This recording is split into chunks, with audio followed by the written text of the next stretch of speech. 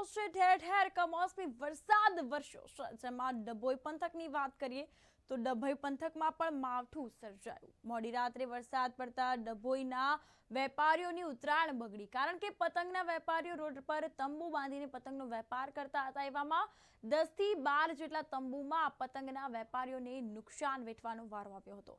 પવનને કારણે કેટલાક તંબુ પણ જે છે તે નમી ગયા હતા, કારણ કે અચાનક વરસાદ પડવાની કારણે પતંગ અને દોરી પલળી જતા વેપારીઓને મોટા પાયામાં નુકસાન થયું છે। અચાનક વરસાદ પડતા પતંગના વેપારીઓ પતંગ અને દોરી પર તાડપત્રી ઢાંકતા નજરે પડ્યા છે। દ્રશ્ય આપ જોઈ રહ્યા છો તો આ અંતર્ગત વેપારીઓ મૂંઝવણમાં મુકાયા હોય તેવી દશા સર્જાઈ છે। મોટાભાઈ પતંગ બજારમાં નુકસાન જોવા મળી રહ્યું છે। પતંગ અને દોરી પલળી જતા આશરે 4 થી 5 લાખ રૂપિયાનું નુકસાન થયું હોવાની ચર્ચા વિચારણા થઈ છે। સમગ્ર પંથકમાં ઠંડકનું વાતાવરણ પ્રસર્યું છે અને ઠેર ઠેર પાણીના ખાબોચિયા પણ ભરાઈ ગયેલા જોવા મળ્યા હતા।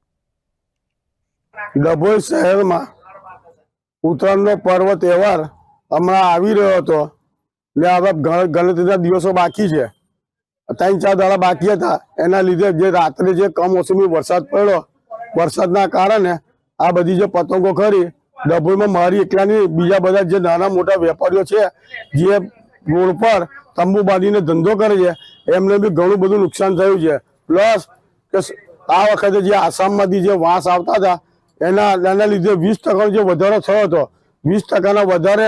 બીજું કે આ ભાવનો વધારો થયો અને વધારાના લીધે ને પછી આ વરસાદના લીધે અમને જે નુકસાન થયું છે અહીંયા આગળ અંદાજે મારું નુકસાન ને જે બીજા બધા બહાર નાના મોટા તંબુ લગાવ્યા છે એમને ઓછામાં ઓછું 25 થી 30% નુકસાન થયું છે।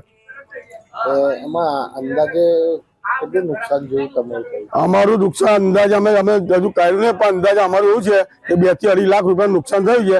જે નાના વેપારીઓ છે એ બચારા જે રોડ લાઈને રોજ ખાવાવાળા જે ધંધો કરતા હતા પતંગોનો, એમને ઘણું બધું નુકસાન થયું છે। અમુક બંડલો ખોલ્યા છે? અમારા જે બધા 25-30 બંડલો છે એ પલળી ગયા છે, હજુ ખોલ્યા નથી, કેમ કે રાતે બંડલો ભરીને અમે બીજા વખારમાં મૂકી આવ્યા છું। હવે ખોલું ત્યારે ખબર પડે કે કેટલો માલ બીજો બગડેલો છે। ગઈકાલ રાત્રે ડભોઈ શહેરની અંદર પુષ્કળ માત્રામાં વરસાદ પડ્યો, એના લીધે ડભોઈની અંદર રોજિંદા પતંગોના વેપારીઓને બહુ જ નુકસાન પામેલું છે। અમુક લોકોને તો બંડલો બી હજુ ખુલ્યા નથી। મંદીનો માહોલ છે, 20%નો ભાવ વધારો છે, રેલની અને પતંગની ઘરાકી એટલી બધી નીકળી નથી અને એના ઉપર આ કુદરતી માર છે અને આ માર સહન થાય એવી પરિસ્થિતિ છે નથી। વેપારીઓના દુઃખ દર્દને કોઈ સમજનાર નથી, કોઈ આની વાચા આપે એવો વેપારીઓનો આશા છે। આશરે કેટલો માલ પલળેલો હતો અંદાજે? લાખો રૂપિયાનું નુકસાન થયેલ છે આની અંદર।